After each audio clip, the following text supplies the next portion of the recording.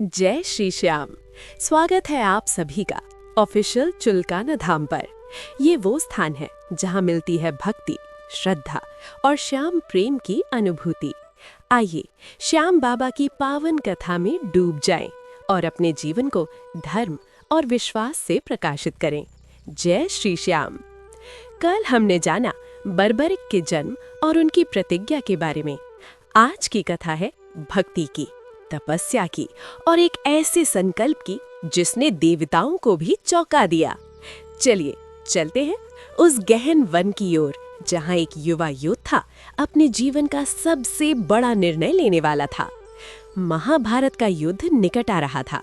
धर्म और अधर्म के बीच महासंग्राम तय था। बर्बरिक ने सोचा, यदि मैं हमेशा हारे हुए का साथ दूंगा तो मुझे ऐसी शक्ति चाहिए जो संपूर्ण सेना का संतुलन बदल सके। और तब उन्होंने निश्चय किया कि वे प्राप्त करेंगे देवों के देव महादेव का आशीर्वाद। बर्बरिक चल पड़े घने जंगल की ओर, जहां न राज्य था, न सुविधा, न आराम, सिर्फ शांत वन और भगवान का नाम। दिन बीते, रात बीती, तेज धूप उनके शरीर को जला रही थी। भयानक वर्षा उन्हें भिगो रही थी। ठंडी हवाएं उनके तन को कंपा रही थीं। लेकिन उनका संकल्प नहीं डिगा।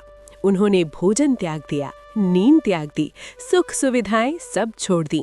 उनके होठों पर बस एक ही जाप था, ओम नमः शिवाय, ओम नमः शिवाय।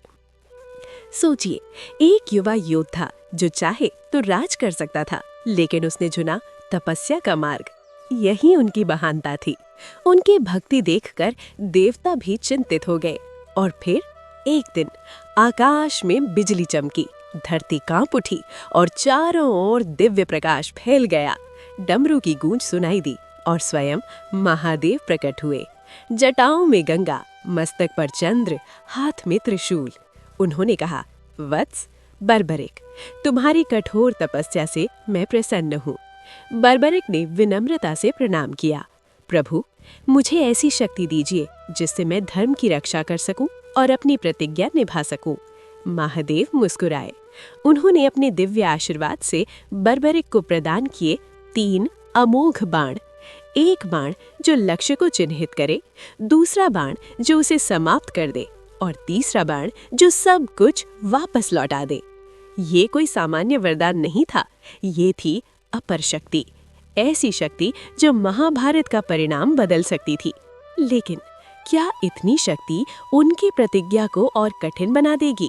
क्या यही 3 बाण उनके जीवन की सबसे बड़ी परीक्षा बनेंगे? कल हम जानेंगे 3 बाण का रहस्य और कैसे हुई श्री कृष्ण से उनकी भेंट। यदि आपको ये कथा भावपूर्ण लगी हो तो वीडियो को लाइक करें और श्याम प्रेम फैलाने के लिए इसे अपने परिवार और मित्रों के साथ साझा करें। ऑफिशियल चुलकाना धाम से जुड़े रहें, क्योंकि यहाँ मिलती है हर दिन श्याम बाबा की दिव्य प्रेरणा। कमेंट में लिखें, जय श्री श्याम।